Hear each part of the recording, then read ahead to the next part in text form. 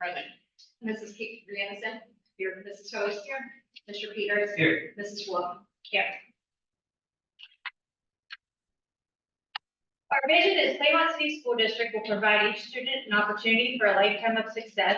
With a mission statement, Claymont City School District creates an environment that nurtures, develops, and empowers each student. With our next regular meeting being July 8th and our special meeting June 24th. If we stand for the pledge of allegiance. Pledge of allegiance to the flag Of the United States of America. And to the republic for which it stands, one nation, under God, indivisible, with liberty and justice for all.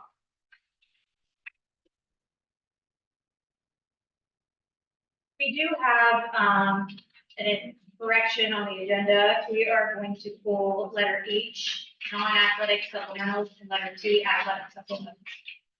Roll call. Again, those were last time. Under superintendent's items, is H, non-athletic supplemental, and under superintendent's items T, athletic supplemental.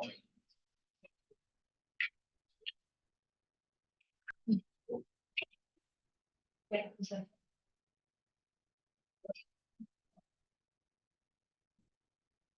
I make that motion. I'll second that. roll call. Mrs. Toast. Yes. Ms. Campbell. Yes. Mrs. Anderson. Yeah. Mr. Peters. Yes. Mrs. Wolf. Yes. I need a motion, a second to approve the meeting agenda. So moved. Second. Roll call. Ms. Campbell. Yes. Mr. Peters. Yes. Mrs. Anderson. Yeah. Mrs. Toast. Yes. Mrs. Wolf. Yes. And then we're going to need a motion and a second to go in executive session for employment and investigation of charges and complaints against a public employee, official, licensee, or regulated individual. So that's public hearing requested. I make that motion. I'll second it. Roll call. Mrs. Toast. Yes. Mrs. Wolf. Ms. Campbell. Yes. Mrs. Anderson. Yeah. And Mr. Peters. Yes.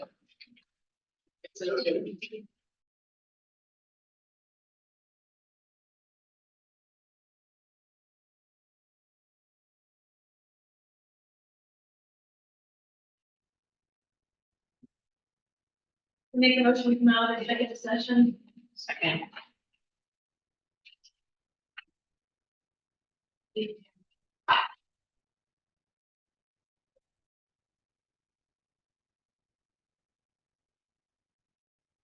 Under commendations, we had some student athletes that helped the Yearville Eagles around Memorial Day to do some cleanups and setups. The high school students recently cleaned the business park in the downtown area. Mrs. Pond organized that for us. I want to give a shout out to Flora Dodson and Zane Kazurka for being named the Ohio Safety Advisory Council. And just on that, just a little bit more, they will attend a summit July 31st through August 1st at the Columbus Convention Center. And then they will also be actively engaged in maintaining safe school environments and advocate for students' overall well-being. And they'll work directly with the Ohio School Safety Center as liaisons to organize events, focus groups, and trainings that highlight student success and safety best practices at various schools. So that is a huge honor, and they were named two of 16 students. We had Curtis Haney finish 4th place in the discus at the state track meet with his personal record, around 170 feet. Callie Wallace finished 15th at the state track meet. I want to thank the Twin City Water and Sewer Department. Recently, they came out and helped scope the drainage pipes that we have at our baseball, softball field area that goes up the road. So they laid some things out for us there, which is very, very helpful for us. And the last thing I had was Claymont administrators or a district newsletter. It has postcards that were mailed to the residents. The district newsletter is available via the district's website. All you have to do is type in the website or go to the QR code. And I also want to give a special shout out to Heather O'Connor. She's the one who took all that information and put it into one viable document for us. You skipped over everything. And Ellie Baker, yes, I did. She won the Michael Leadership, Billy Michael Leadership Award from the World War II Museum. And she, you want to expound upon that? Yeah, basically, it's something that is everyone across the nation can nominate students. And she is the only student from the state of Ohio that was selected for that and actually went to New Orleans to actually receive that at their conference. So it's kind of amazing what these students. And there was no public participation for tonight, so we'll move on to administrative reports. This is, Lynn, if you pull up the, I just want to pull up that ball field diagram.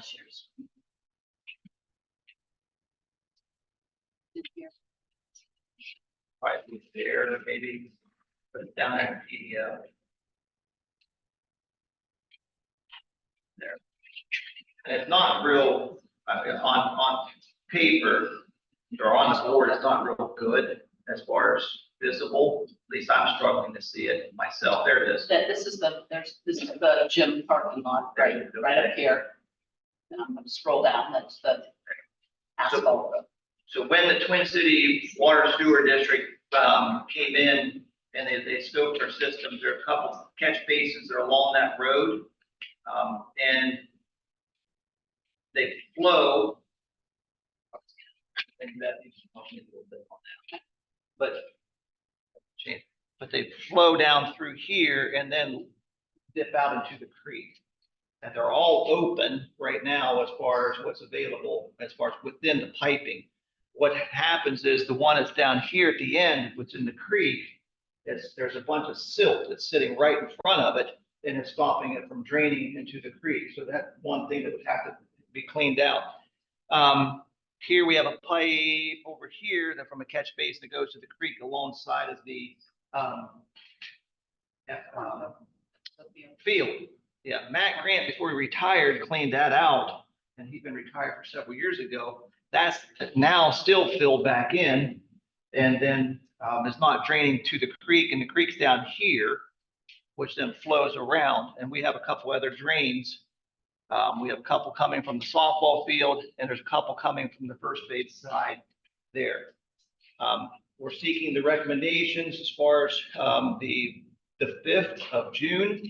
The 4 contractors were there. They visited a site. They're going to make their proposals. That's due next Monday.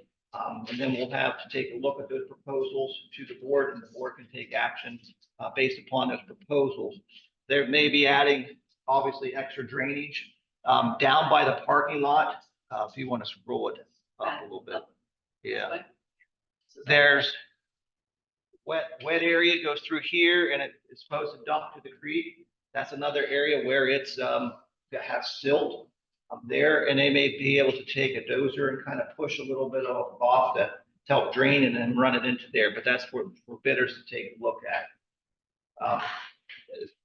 When this was put in, it was just not enough drainage, and over time, it just needs to be cleaned out on a regular basis, and that's where we're at this point in time here.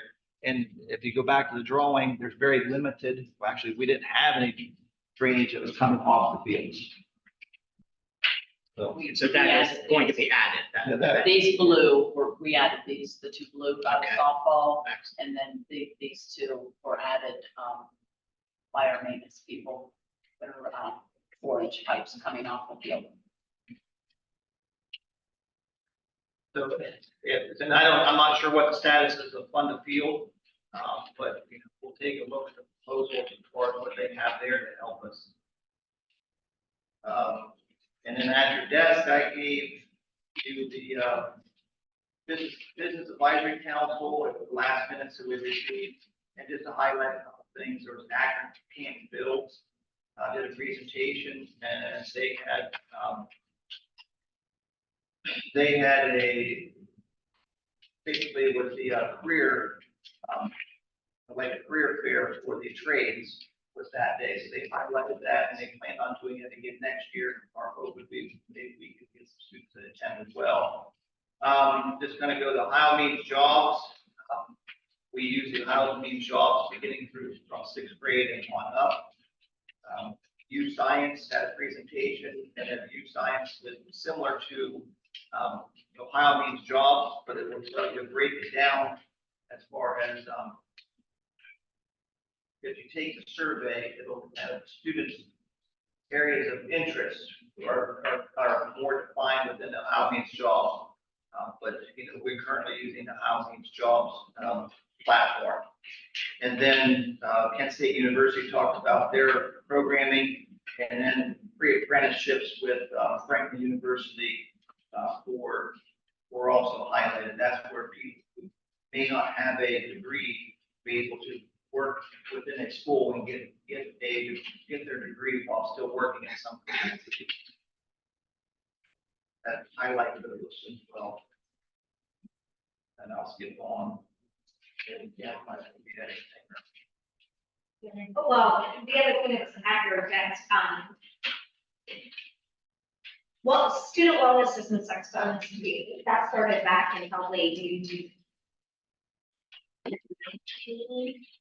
19 or 20, and we had to put together a plan back then.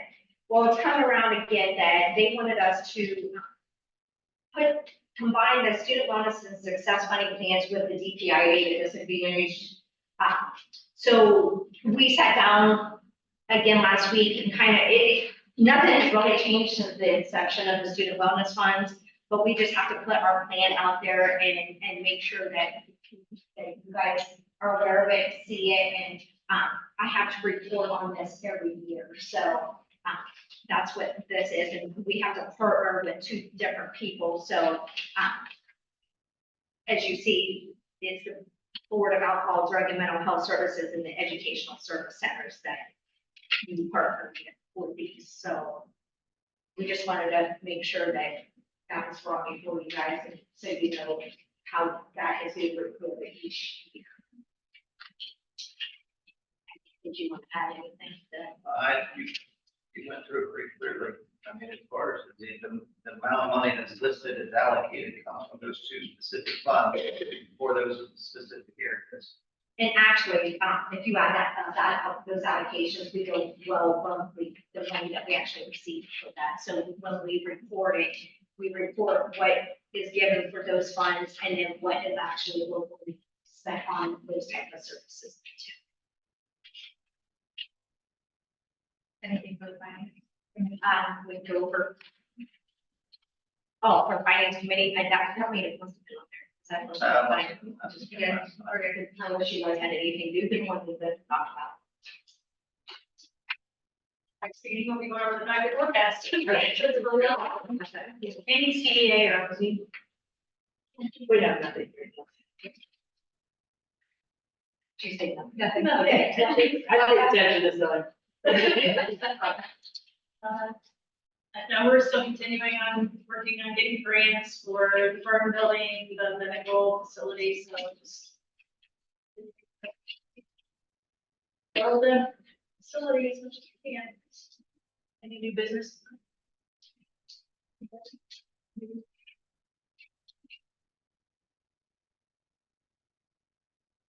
About the treasurer's reports and recommendations, can we get a motion? I'll motion. I'll second. Hold on.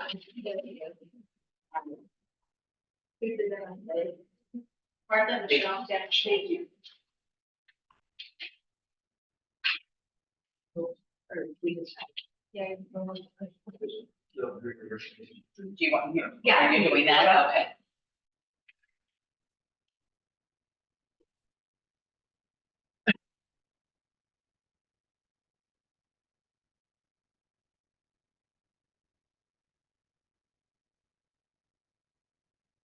So monthly finances for the month of May, general fund revenues were 11 months through our forecast, which is, should be around 92%, and revenues are at 93.36%, so we're slightly higher.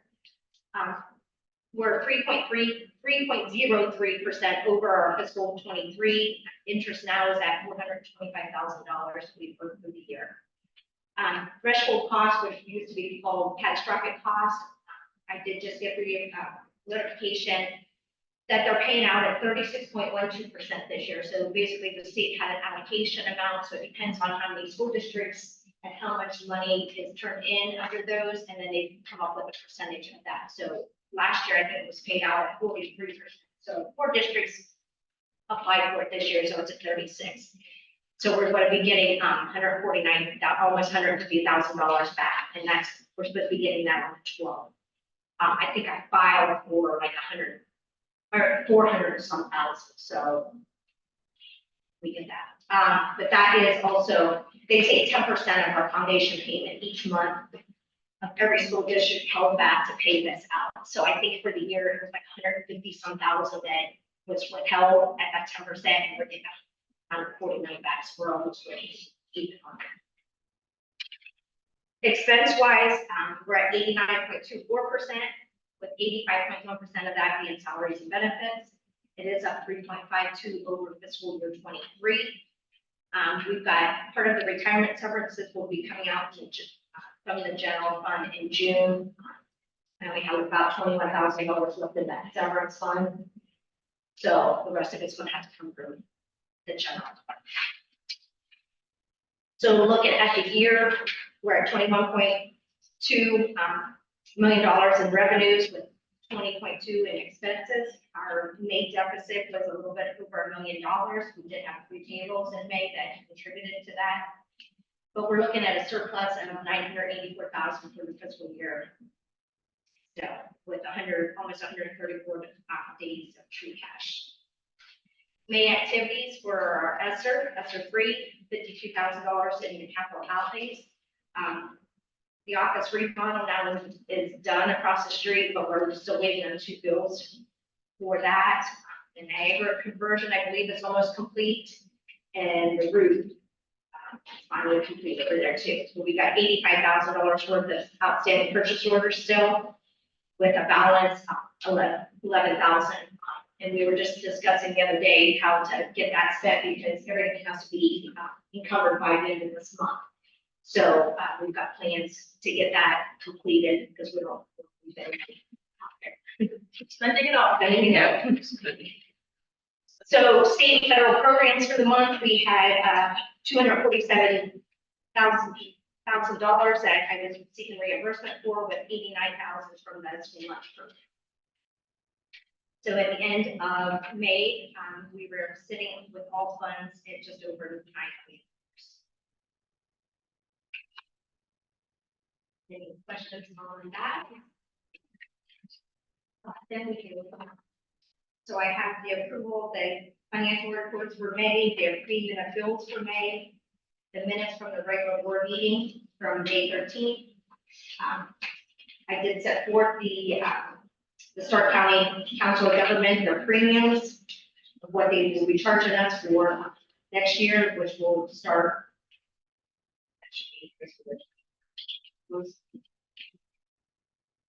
One premium holiday, which will be taken in July. And then the cyber solution through the Ohio School Plan that runs from July to June. Roll call. Ms. Campbell? Yes. Mrs. Wolf? Yes. Mrs. Ferguson? Mrs. Toast? Yeah. Mr. Peters? Yes. Under superintendent's items.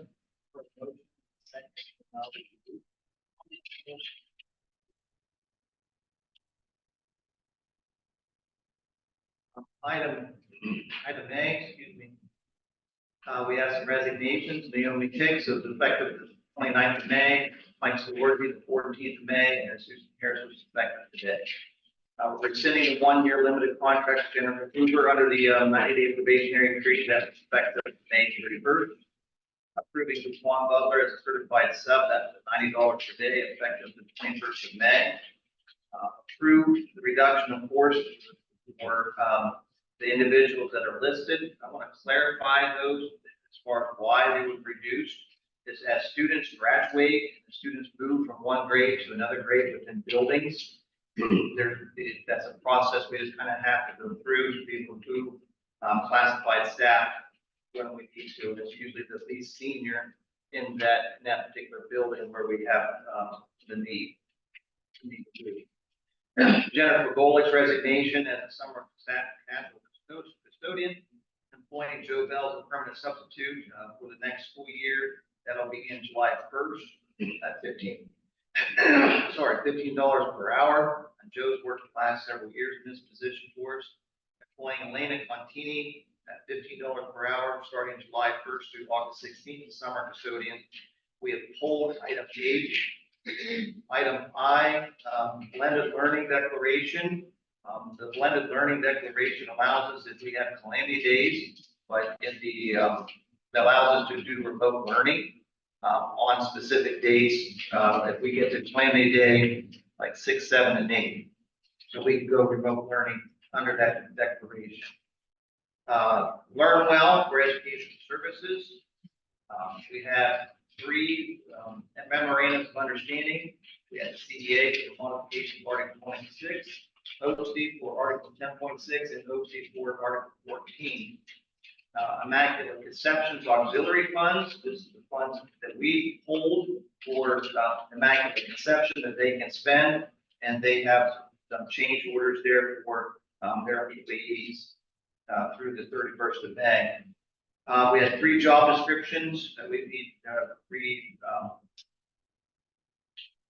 approved: bus driver, floater bus driver, and food service. And then per Ohio Revised Code 3313-666, between January and June, we have to report the number of incidences that were documented in our system for bullying, sexual harassment, and intimidation. Back in December, or January, you may remember, we've approved from May through December. So we had 2 as a total district of harassment and intimidation. We had a fiscal contract for the East Central Ohio. We had a maintenance chiller agreement with Gardner Train effective 1st of July. APG Architects for proposal professional services for design of a new health-based clinic. And then we have member services for El Marisa, and that is our IT provider. And then lastly, we have the officers retreat for the FFA, July 1st and 2nd. And our new teacher, Jasmine Russell, will be chaperoning. Roll call. Ms. Campbell. Yes. Mrs. Anderson. Yes. Mrs. Tost. Yes. Mr. Peters. Yes. Mrs. Wolf. Yes. And then item T was pulled, so there's no action there. Any new business? I think. Motion to adjourn. I'll second.